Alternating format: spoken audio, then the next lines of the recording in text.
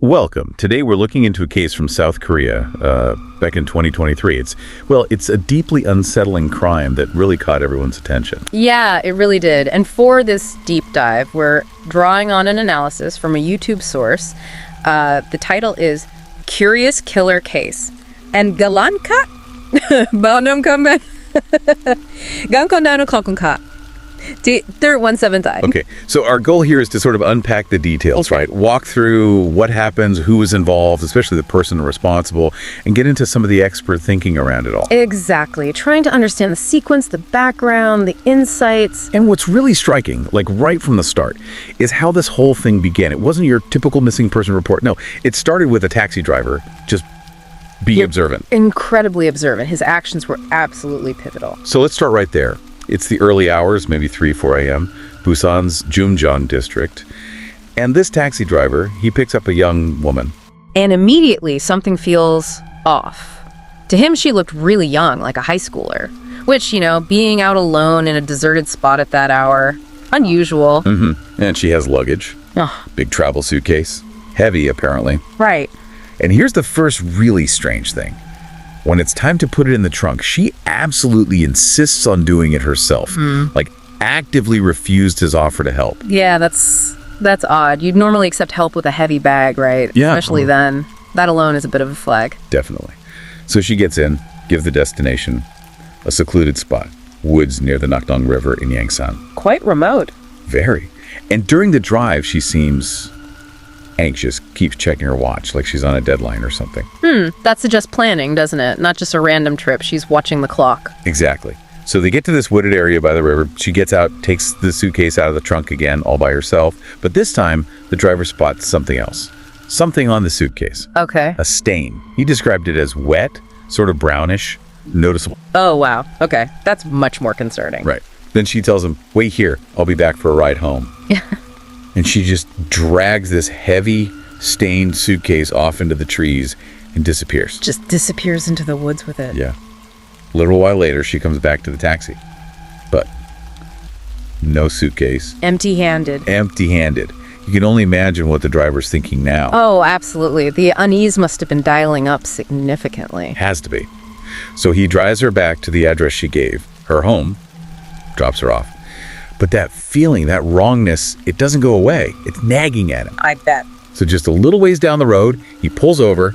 He needs to check his trunk. And that's the moment everything changes. That's the moment. He opens it, and bam, this foul smell hits him like decay. And he sees it on his trunk carpet, a damp stain, reddish brown. He immediately thinks blood. Oh, man. He didn't wait. He knew something was terribly wrong.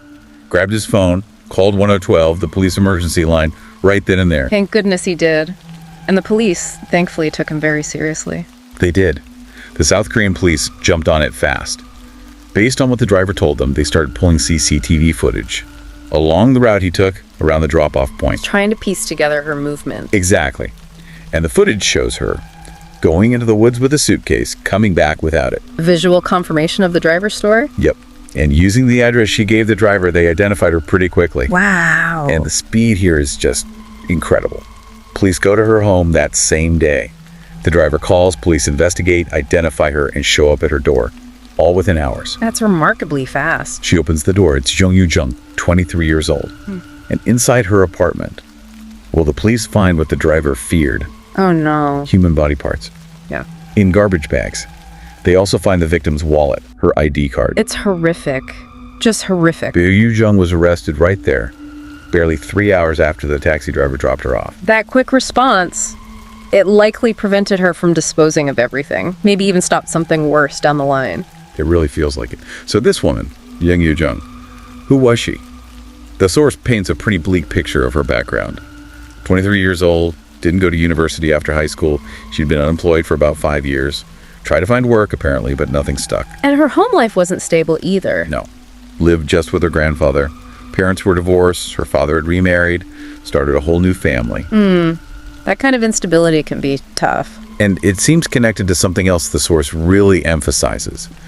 She was profoundly isolated, especially in high school, like really struggled socially. How so? Former classmates said she always sat alone, no close friends, didn't even have anyone to eat lunch with.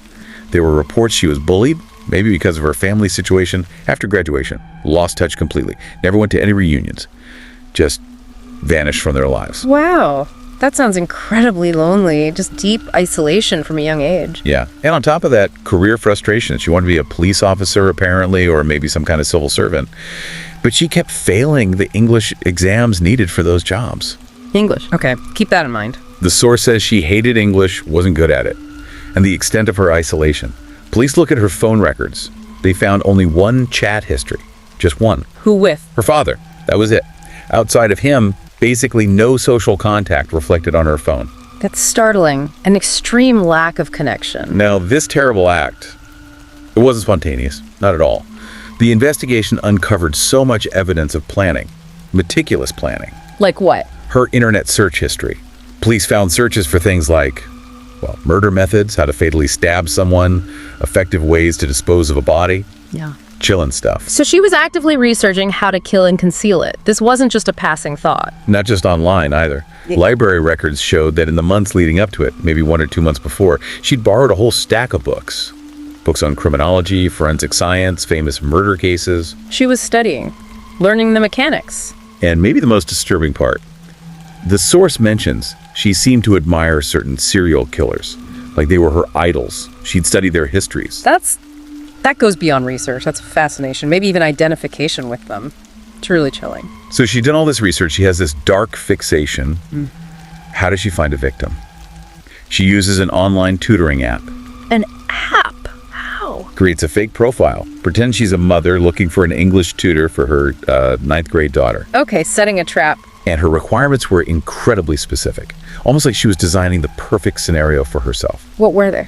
The tutor had to be female, had to teach from her own home, absolutely no public places, and crucially, she had to live alone. Wow. Each condition increases vulnerability, isolates the target. She messaged about 50 tutors, apparently, sticking to these very strict rules. Zeroing in. And then, May 24th, just 2 days before the murder, she gets a match. A 26-year-old English tutor. The source calls her Teacher Sua. She's a grad student, tutoring part-time, and she met every single one of Yoo-jeong's criteria. An English tutor. There's that connection again. To Yoo-jeong's own struggles and reported hatred of the subject. It feels tragically specific. It really does. Then, on the day itself, May 26th, she takes another step, buys a middle school uniform, and wears it as a disguise. A disguise? Why? Apparently, Jung Yoo-jeong was quite short, maybe around 144 centimeters. The uniform made her look like a young student, non-threatening. Believable enough to get the victim to let her in. Calculated deception, using her appearance to disarm the victim. She arrives at Teacher Sua's home. She's led inside, and the source says almost immediately. Like, the second the door closed behind them, Jung Yoo-jeong pulled out a knife she'd brought with her and attacked. Just like that. No hesitation once she was inside. Pure, premeditated violence. The violence was extreme. The autopsy found the victim had been stabbed 111 times. 111 times. Yeah. And there were defensive wounds on the victim's hands. She clearly fought desperately for her life. That number. It speaks to a level of frenzy, of rage that's hard to fathom. It wasn't just about killing. After the murder, Jung Yoo-jeong immediately started trying to cover it up. She attempted to dismember the body, tried to remove things like fingerprints to hinder identification. Applying the knowledge from her research, trying to erase the victim's identity, make the crime harder to solve. Then another calculated move. Instead of leaving in her own clothes, which were likely bloodstained from the attack, Let me guess, she changed. she changed into the victim's clothes. Discarding evidence, maybe trying to blend in if seen leaving. Smart, in a horrifying way. She then went back to her own home. CCTV tracked her. She stopped on the way to buy supplies, bleach, gloves, things for cleaning up.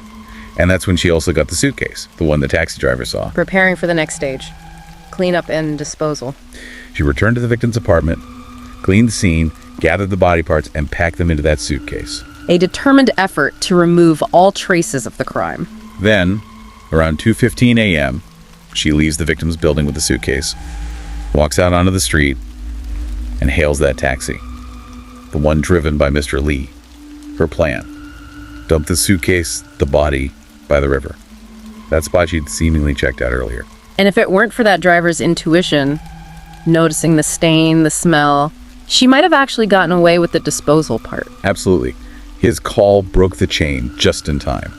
So when the police initially question her, Jung Yoo-jeong lies immediately. Claims she wasn't the killer, she was just helping someone else get rid of the body. A classic deflection, minimizing her role. But the police had the CCTV. They showed her footage of her going into the victim's building alone, leaving alone. Her story just fell apart. Confronted with undeniable proof. So she changed her story. Okay, yes, she killed the victim. She admitted that. But it was an accident, she claimed. They got into an argument and it just happened. An accident involving 111 stab wounds and the knife she brought with her. Exactly what the police pointed out. Bringing your own weapon screams premeditation, not a spontaneous argument gone wrong. And the sheer number of wounds, it just didn't fit accidental. Her lies weren't holding up against the physical evidence and her own actions. It took about 3 days. And reportedly, after she had some contact with a family member, her father or grandfather, the source wasn't specific, she finally confessed. Fully. Okay, and the motive. This is the part that's just hard to grasp. She admitted she'd been planning to kill someone, anyone, for about 3 months. Researching, practicing. Her reason. Simple, chilling curiosity. She just wanted to know what it felt like to kill someone. To take a life. Curiosity. Not anger, not revenge, not gain. Just wanting to experience killing. That's what she claims. Incredibly disturbing. A complete detachment from the value of human life. It's profoundly unsettling, almost alien. The source also mentioned she made some odd claims after confessing. Like, the victim didn't die instantly and actually spoke to her after the attack. Police felt this might suggest some mental instability. Yeah, that could point to difficulties distinguishing reality, perhaps. And there was that potential warning sign we mentioned earlier. Just 3 days before the murder, she had this long 2-hour call with her father. Right, the distress call. Yeah. She told him how unhappy she was, felt he'd betrayed her somehow, and then she said she was planning to do something terrible, something that would make him suffer. And after that, she'd end her own life. Wow. That's a massive red flag. A direct statement of intent to cause harm linked to her own despair. But sadly, it wasn't enough to stop what happened. It shows how hard intervention can be. Given everything, the motive, the behavior, she was sent for psychological evaluation.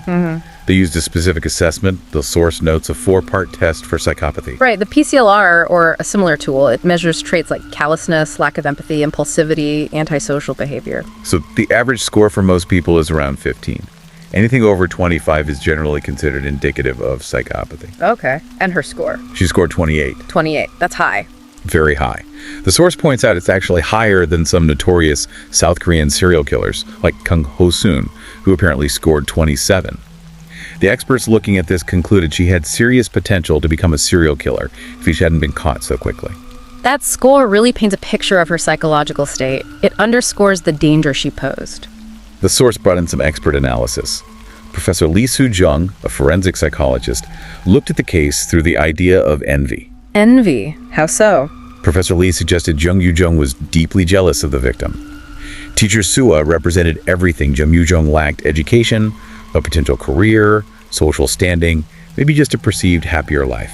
And the English tutor aspect. Right. Given Jung Yoo-jeong's own failures and hatred of English, targeting an English tutor might have been especially symbolic or triggering for her, a target of that envy. Professor Lee also commented on the CCTV footage, her calmness. He suggested it might not be shock or remorse, but actually evidence of how prepared she was, how ready she was to kill without showing outward signs of distress. Chillingly detached. Another expert, Professor Bae Sang-hoon, offered a slightly different angle. He thought her extreme social isolation, living so much in her own head, might have fostered dark thoughts, maybe even contributed to something like schizophrenia, blurring reality and fantasy for her. So multiple factors potentially at play. Yeah, the overall expert view seemed to be that her difficult background, the lack of care, the isolation, these were likely significant contributing factors. They might have fueled mental health issues or these dark fantasies that eventually exploded into violence. The experts really stress that society needs to be more aware of these kinds of warning signs. It's important to know these analyses aren't excuses, right? They're attempts to understand the context, the how someone could reach that point. Exactly. Context, not justification. Later on, Jung Yoo-jeong did appear in public, masked. She expressed remorse to the victim's family, claimed it was temporary insanity, mental health issues, asked for mercy. That's often part of the legal strategy, claiming diminished capacity. But the evidence of detailed planning really worked against that argument. She was charged with murder, obviously, but also body concealment and destruction and theft because she took the victim's wallet and ID. The DNA evidence was conclusive. She was there. She did it. The physical proof locked it down. At trial, the prosecution pushed for the death penalty. Her defense argued for leniency, citing those mental health evaluations. A tough balancing act for the court. The brutality in planning versus the psychological assessment. In the end, the Busan High Court found her guilty on all counts: murder, concealment, theft. The sentence: life imprisonment. Life. Okay. The court basically said, yes, we considered her mental state. But the evidence of meticulous planning and that absolutely chilling motive killing, just out of curiosity, made a lesser sentence impossible. Her actions terrified society, they said. Acknowledging the mental health aspect, but finding the crime itself too calculated and heinous. And it's worth remembering, as the source notes, South Korea still has the death penalty on the books, but they haven't actually carried one out since 1997. So life imprisonment is effectively the maximum sentence given out. So she received the harshest practical penalty available. As for her family, the source only mentions her grandfather speaking out. He apologized deeply to the victim's family, said he felt he'd failed in raising her. Oh, that's just heartbreaking. The ripple effects of such a crime are devastating. The case itself wrapped up legally pretty quickly, all within 2023. A legal resolution, yes. But the questions and the shockwaves certainly remain. So stepping back from this deep dive, we've gone from that crucial observation by the taxi driver through the chillingly methodical planning and selection of the victim, the horrific act itself driven by this morbid curiosity, and then the expert views trying to piece together how her isolation and background might have contributed. Yeah, and looking at a case like this, based on the information we have, it's disturbing but important. It's such a stark illustration of how profound isolation and potential mental health struggles can manifest in truly terrifying ways. And it really drives home how sometimes there are red flags, like that call to her father. Signals of deep distress that, for whatever reason, get missed or aren't acted upon in time. It definitely raises difficult questions for all of us. Absolutely. When you consider her background, that extreme isolation, the lack of connection, those warning signs, what does it tell us? What are the broader lessons about, societal support? About recognizing when someone is in deep distress before things escalate so tragically? How do we get better at seeing and helping those who are profoundly isolated or struggling mentally? Really important questions. Definitely something to think about long after this. Well, thank you for joining us for this look into what is, frankly, a truly disturbing case. We hope laying out the details from the source material has helped provide some clarity on the events and the very complex, tragic factors involved. Yeah, take some time to reflect on those questions about connection, about mental well-being, and how we look out for each other. Until next time, keep exploring, keep learning, and stay well informed.